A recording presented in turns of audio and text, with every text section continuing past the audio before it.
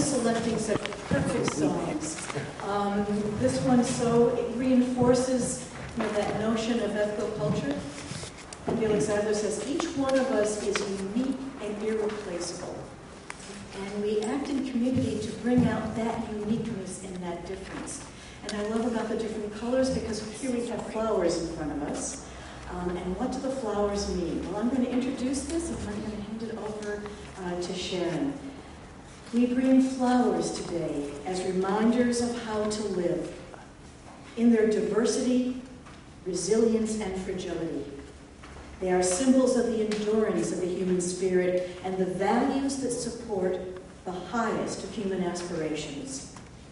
We place them in the vase so that we may remember what is important and dedicate our lives to living in our daily routine those virtues. The colors, shapes, and textures remind us of peace and hope, freedom and love, the enduring values of our humanist faith. May their beauty here today live forever in the lives of all people, everywhere, always. And Sharon, it's always such a joy to partner with you. She's up for anything, and I always enjoy working with her. And what we'll be doing this morning is Sharon will be reading some of the different virtues. And I'd like to say that we've adapted this from some writings from my colleague, leader emeritus of the Long Island Society, Arthur Dobrin.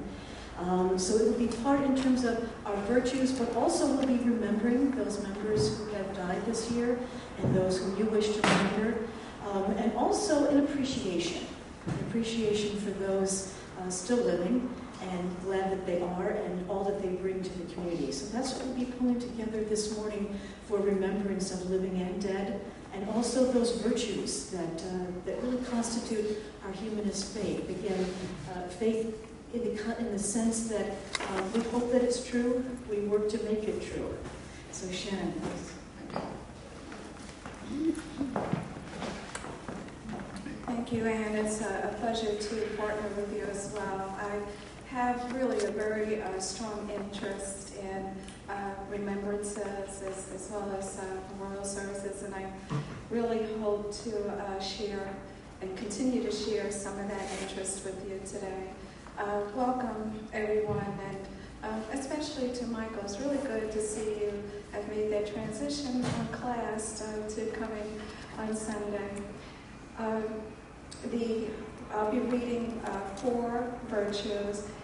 Feel free to either as I read them or at the end of each one to take a flower and put it in the vase.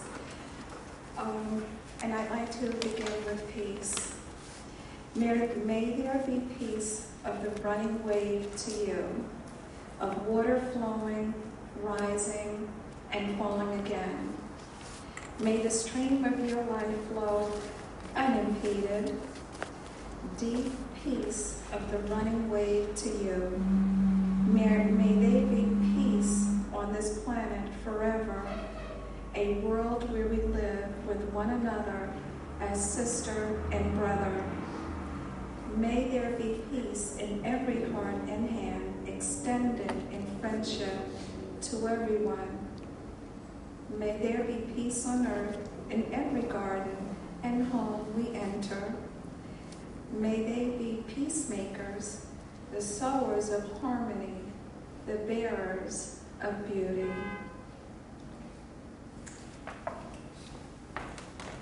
This is representing the olive branch. Oops.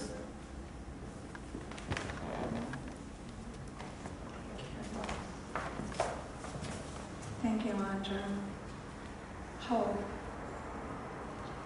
But we have only begun to love the earth.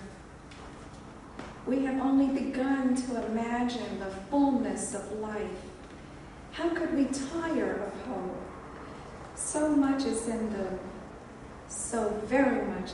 bud. How can we desire fail? We have only begun to imagine justice and mercy, only begun to envision how it might be to live as siblings with beast and flower, and not as oppressors. We have only begun the power that is in us if we would join our solitude in the communion of struggle. So much is unfolding that we must complete its gesture. So much is in the bud. Hope is the promise that after the sunset will be the dawn, and after the snows will be the warmth of the spring, and the flowers of the field, the blossoms, and the fruit. Our prayers are our faith and hope that good is found in everyone,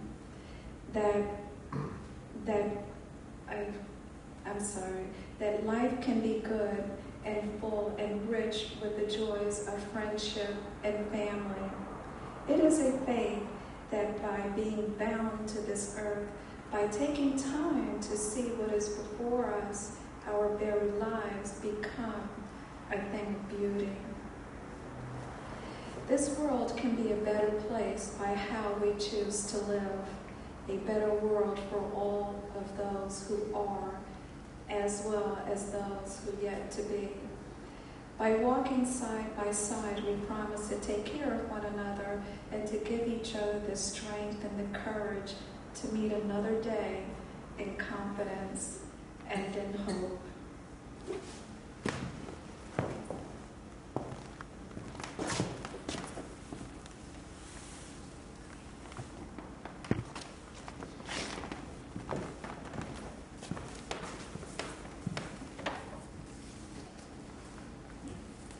A bud of hope.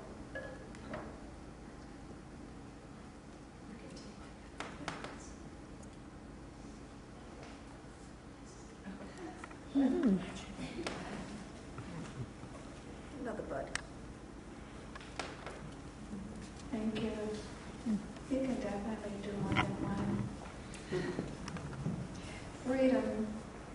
Isaiah is always there where builders build a new jail. He says, "Alas, my grim sons, the sword is still not a plow, and one image of God will be somewhere chained in a cell.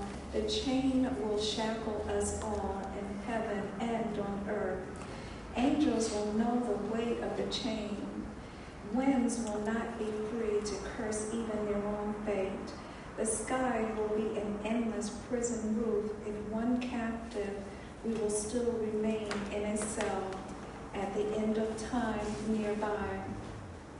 May this be a world where each person can live a life of his or her own choosing, to live as they wish, a person unique like no other. May this be a world where each can seek and find and speak without fear, to find the deepest joys unafraid. May we respect each other, and in that respect find what is closest to our hearts and most precious. May we make with our hands and hearts and minds a free people in a free land."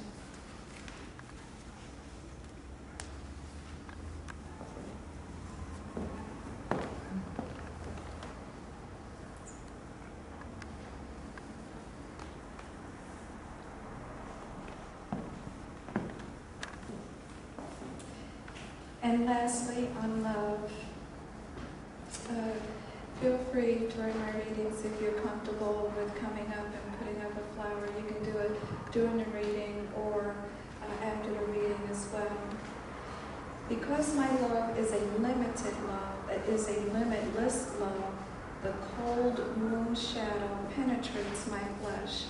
Because I feel the awareness of things, I sigh at seeing the glistening water. Is my life but a vanishing bubble, or can it be my life is more than that? Indeed, though I may be unworthy, at least my grief is pure because of you. May everyone know the embrace of love, the hands of care, the touch of tenderness. May everyone find that love that gives the strength to meet life's hardships, the courage to endure life's pains, the heart to overcome. The heart can overcome discouragement. Love is limitless. When we give it to others, it pours from our hearts. We know one another with our eyes. We love one another with our hands. We love one another with the work that we do. When we have known this, when we have been touched in our deepest being, then we know that in the spirit of trouble and despair, in the end, it is the love that is stronger than death.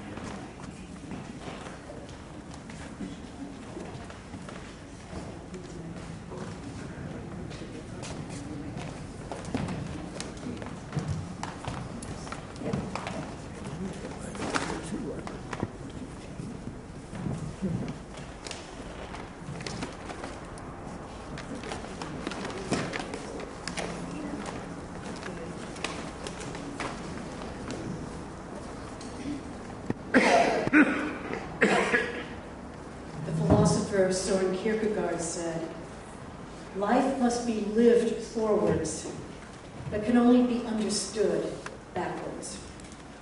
So it is that we leave one year behind and embark upon yet another. On this day we remember our dead, those who have gone before us, those who have helped mold our lives into who we are today. We honor them with our memory. We immortalize them in the way we lead our own lives. Because we have been touched by them, they are immortal. Now we extend that immortality as we influence the lives of others. We are part of the chain of humanity, reaching into the distant past and extending into the unknowable future. All of us are touched by loss. We face tomorrow with hope, made stronger by having learned lessons from what we have no longer with us. For those in those losses were also loves, and in the end, love is stronger than death. Even though our loved ones are gone, they are with us still, moving us and inspiring us to live as in their higher moments, they themselves wish to live. We remember them now. They live on in our deeds. One of the lessons of loss is the gift we have been given, life, that is precious and fragile. We never know when what we love will no longer be with us. Our parents grow old and die. But all of us, whatever our age, can only be sure that we have this moment, this time, this now. Therefore, we must live our lives as though the present is all the time we have on earth with our loved ones. So that if tomorrow our loved ones are gone, we will have no regrets. There will be nothing left undone, nothing left unsaid. This is a moment to reflect upon how we may live our lives so that there will be fewer regrets and missed moments. Now is the time to ask forgiveness for the wrongs we have done. Now is the time to express our gratitude.